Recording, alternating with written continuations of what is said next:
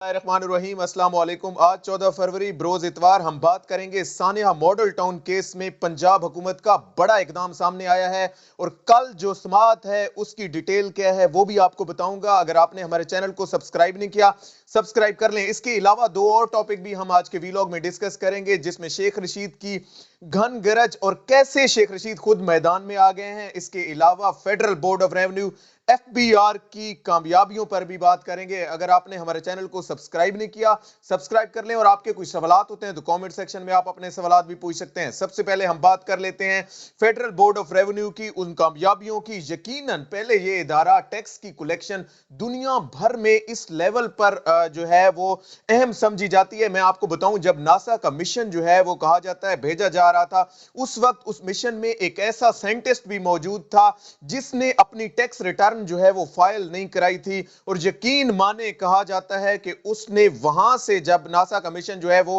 फिजा में था, उस वक्त उसने नीचे राब्ता किया और कहा कि मेरी टैक्स रिटर्न फाइल नहीं हुई, वो रिटर्न फाइल कर दी जाए, अदरवाइज जो है वो ये सारा मिशन हम वापस लेके आते हैं। तो यकीनन दुनिया भर में टैक्स की कलेक्शन और टैक्स के मामलात को इतनी अहमियत दी जाती है, वहीं पर पाकिस्तान में इसे एक इंतहाई जो है वो सेकेंडरी चीज समझा जाता है और किसी तौर पर भी टैक्स जमा कराना एक जुल्म और जबर समझा जाता है। और कोई भी शख्स खुशी से, वजह सिर्फ इसकी एक है कि गवर्नमेंट पे उनका इतमाद ही नहीं होता, कॉन्फिडेंस ही नहीं होता। लोगों को पता होता है कि उनका टैक्स जो है वो ऐसे लोगों के पास जा रहा है जो कि मुल्क पर नहीं लगना बल्कि उनकी अपनी जेबों में जाना है। लेकिन अब की बार ऐसा नहीं हुआ। FBR को जिस तरह जो है इस इदारे को ऑटोनमस करने की बात की गई, यकीनन वो चीजें सामने आ रही हैं। और अभी कुछ फैक्ट्स एंड फिगर्स मैं आपको बता देता हूं कि इसकी रेवेन्यू कलेक्शन जो इस साल हुई है, जो इसका जुलाई से जनवरी तक जो पीरियड था, 6 मंथ का पीरियड था,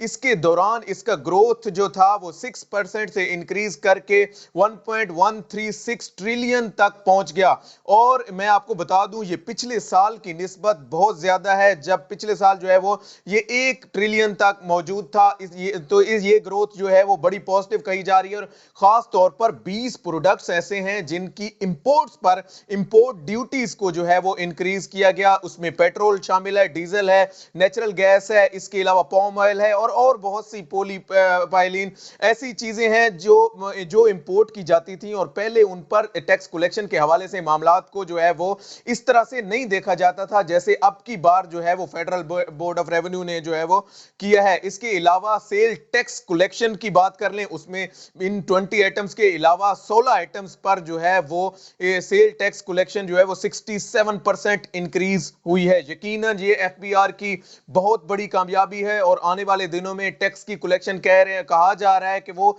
इससे भी बेहतर होगी। आ जाते हैं अब आज के सबसे अहम टॉपिक और वो है सानिया मॉडल टाउन केस में पंजाब हुकूमत का बड़ा इकदाम सामने आया है। मैं आपको बता दूं 2014 में एक वाकया होता है और 14 जून को बेगुनाह इंसानों को जो है वो दिन दिहाड़े मीडिया के सामने जो है वो भून दिया जाता है, जिसमें 14 लोग शहीद होते हैं जिनमें 2 औरतें भी शामिल हैं। इसके अलावा 70 से ज्यादा जख्मी होते हैं। वो लोग दुहाइयां देते, केस चलता चलता चलता आज के दिन तक पहुंचता है और आज भी वो लोग इंसाफ के मुंतजिर पाए जाते हैं। फिर सुप्रीम कोर्ट की एक नजर पड़ती है और सुप्रीम कोर्ट इस केस को मुकर्रर करवाना चाहती है। JITs बनती रहती हैं। मजलूमों का ये मुतालबा होता है कि इसकी JIT में ऐसे ऑफिसर शामिल हों जो कि पंजाब से ना हो बल्कि KPK और सिंध से उनको शामिल किया जाए, क्योंकि पंजाब की ब्यूरोक्रेसी और पंजाब के लोग उन्हीं लोगों के लगाए हुए थे जिन्होंने ये वाकया, जिन्होंने ये पुलिस गर्दी जो है वो कराई थी और जिन्होंने ये सारा जुल्म, बर्बरियत और सियासी इंतकाम करवाया था, उन्हीं लोगों की ब्यूरोक्रेसी थी। तो लिहाजा मजलूमों को कॉन्फिडेंस, पाकिस्तान अवामी तहरीक का कॉन्फिडेंस उन लोगों पर नहीं था। इसलिए वो लोग चाहते थे कि इस पर जो है वो JIT में गैर मुतनाज़िया लोग हों और दूसरे सूबों से जो है वो लोग, लेकिन नवाज शरीफ की हुकूमत थी उस वक्त वो लोग नहीं मानते थे। अब की बार इमरान खान की हुकूमत में जब पंजाब हुकूमत ने नई JIT बनाई तो उस पर 2 इंस्पेक्टर हैं, उनकी जानिब से लाहौर हाई कोर्ट में एक दरखास्त आती है, एक एप्लीकेशन फाइल होती है और कि इस JIT पर जो है वो इतराज किया जाता है। اس کی سماعت کے لیے جہاں انسداد دہشت گردی عدالت میں یہ کیس علیحدہ سے چل رہا ہے اور وہاں پہ جو ہے وہ استغاثہ کے معاملات اور باقی کمپلینٹس جو ہے وہ معاملات چل رہے ہیں، لیگل جو پروسیجر ہے وہ فالو کیا جا رہا ہے، اس کے ساتھ ساتھ اس کیس کی سماعت کے لیے جو ہے وہ 7 رکنی بینچ منتخب کیا جاتا ہے، جس میں چیف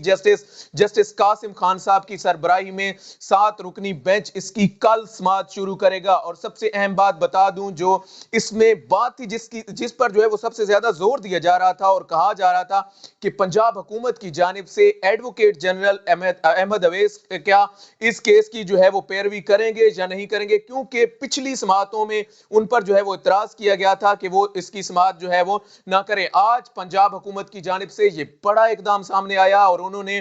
ان کو پیروی سے جو ہے وہ ہٹا دیا ہے، اور کل جب یہ کیس لگے گا جس کی سربراہی جسٹس قاسم خان صاحب، اس کے علاوہ جسٹس عالیہ نیلم، جسٹس امیر بھٹی صاحب، اس کے علاوہ جسٹس سرفراز ڈوگر صاحب، جسٹس فاروق حیدر صاحب اور دیگر 2 ججز جو ہے وہ اس میں شامل ہیں، وہ لوگ جب سماعت کے لیے بیٹھیں گے تو اس وقت جو ہے وہ additional advocate general Malik Akhtar Javed کو اس کیس کی پیروی کے لیے حکومت پنجاب کی جانب سے منتخب کیا جا رہا ہے۔ میں آپ کو بتا دوں، اور اس کیس پر جو ہے وہ سب کی نظر اس لیے بھی ہے کہ اب جو ہے وہ بہت ہو چکا ہے، اور اس حوالے سے جو ہے وہ ان لوگوں کو خاص کر جو لوگ گلٹی ہیں اور جن لوگوں کو جو لوگ مظلوم ہیں اور جن لوگوں نے سفر کیا ہے اس دوران، اور جو لوگ انصاف کے آج بھی منتظر ہیں، وہ لوگ اس کیس کی ایک ایک سماعت کو بڑے غور سے دیکھتے ہیں، اور وہ لوگ اس بات کے منتظر ہیں کب وہ وقت آئے گا جب ان کو جو ہے وہ ان ظالموں کے خلاف فیصلہ ہوگا اور یہ لوگوں کو جو ہے وہ اپنی سزائیں ملیں گی۔ جو بھی اپڈیٹ ہوگی وہ ہم کل کے ویلاگ میں آپ کے ساتھ شیئر کر دیں گے۔ اس کے علاوہ ایک اور ٹاپک پہ آج بات کر لیتے ہیں، اور وہ ہے شیخ رشید احمد کیسے جو ہے وہ میدان میں آ گئے ہیں۔ میں آپ کو بتا دوں، انہیں وزارت داخلہ کا جب سے قلمدان ملا ہے، خاص طور پر جب جو ہے وہ بریگیڈیئر ریٹائرڈ اعجاز شاہ کو پہلے جو ہے وہ وزارت داخلہ کی ذمہ داری وفاقی حکومت کی جانب سے دی گئی تھی، پھر اس کے بعد جب پی ڈی ایم نے جو ہے وہ تحریک کو سڑکوں پر لانے کی بات کی، جب پی ڈی ایم نے یہ معاملہ جو ہے وہ روڈوں پر لے کر آنے کی کوشش کی، اس وقت یہ فیصلہ کیا گیا کہ یہ ذمہ داری وزارت داخلہ کی شیخ رشید احمد کو دی جائے۔ کیوں دی جائے؟ اس وجہ سے کہ وہ ایک ایکسپیرینس سیاستدان ہے، ایک تجربے کار سیاستدان ہے، اور خاص طور پر ان تحریکوں کو اس لیول پر جا کر